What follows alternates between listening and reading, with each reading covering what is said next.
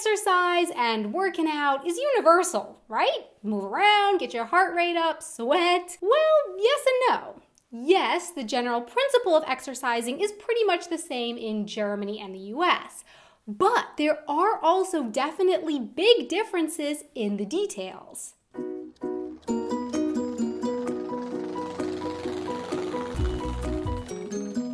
Hey everyone, I'm Donna and you're watching Wanted Adventure Living Abroad. Quick disclaimer here before I start. All of my workout experiences in the US were in Florida. So if you've experienced things differently in other parts of the US, I would love to know about that in the comments. Thanks. In both the US and Germany, gyms are pretty common, but I've been a member and gone to gyms in both countries, and there are definitely some differences that I've noticed. For one, water fountains.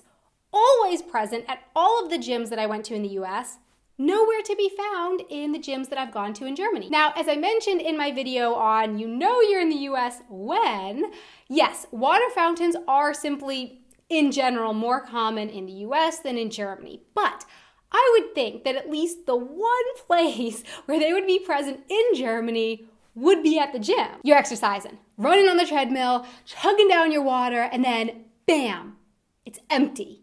In the US, you can just jump off the machine, run over to the water fountain that's on the wall, fill up your bottle, and keep going. In Germany, you could go into the bathroom and try to fill up your water bottle, but depending on the sink, your bottle might not even fit underneath the faucet. So then you are left with two choices. Either you suffer through the rest of your workout with dry mouth, or you have to give in to buying a usually pretty expensive bottle of water from the gym. And that just irks me to no end. I'm already paying monthly, sometimes a lot of money depending on the gym, and now you're gonna make me pay another 2 or 3 euros for something to drink? Come on, water fountains, guys, water fountains. I've also noticed that in Germany, it's proper gym etiquette, if not an official rule of the gym, to bring your sneakers with you. So you wear some other pair of shoes on your feet when you journey to the gym and carry your sneakers into the gym with you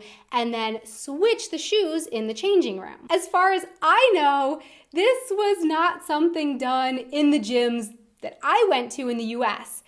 In fact, it seemed like a lot of people, myself included, didn't even go into the changing room. There are gyms that I went to in the US whose changing rooms I can say I don't think I ever even saw or ever considered going into. I would just show up at the gym already dressed in my workout clothes, work out, then leave and shower and change and do everything else back at home. Now, this is different from places with special flooring, like a racquetball court or a basketball court. There, I do remember that you had to wear shoes with special soles so as not to mark up the court. But in the normal, just gym in the US, I never heard anything about having to change into different shoes upon arrival at the gym. Perhaps one reason for this difference is that in the US, you usually drive your car to the gym, so maybe your shoes don't get as dirty, whereas in Germany, especially in the winter, if there's that dark sludge snow left on the ground, your shoes can get pretty disgusting on the way to the gym. Although, I mean, your shoes can also get pretty gross just walking through the parking lot too, especially if you have to park at the back of the lot. So I don't know, I don't have an explanation for this difference. One last gym thing before I move on. When I was living in the Czech Republic, I experienced something really cool at the gym that I had never experienced in the US, and Mr. German Man said that he's never seen this in Germany. So at the gym in Prague, I could buy a package of gym visits and then go anytime that I wanted to. So I didn't have to pay per month or get a gym membership. I could just buy a package of, say, 20 trips to the gym and then go whenever. And it was cheaper than paying per single visit, but I didn't have to commit to a per month payment. A difference that I've noticed for exercising outside is one that I find very fascinating. So, as I've mentioned in lots of different videos by now, in general, people in Germany just seem to be more open and comfortable with nudity than, in general, people in the US.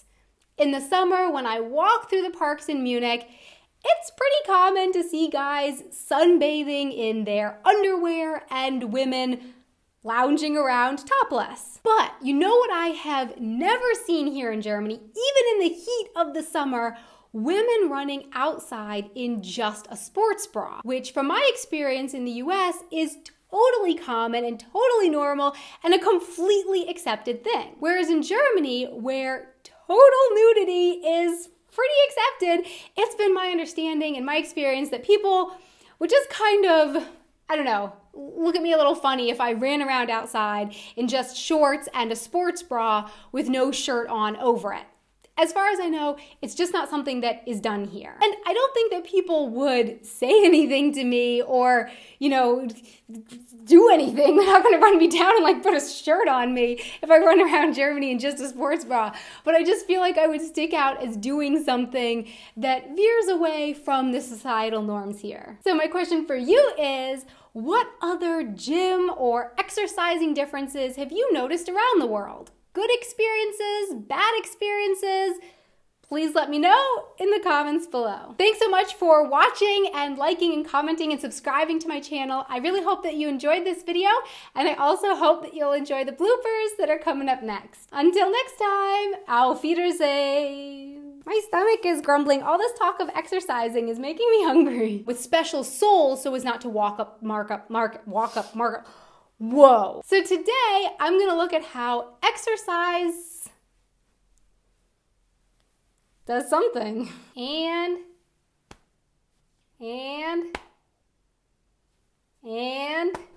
there you go.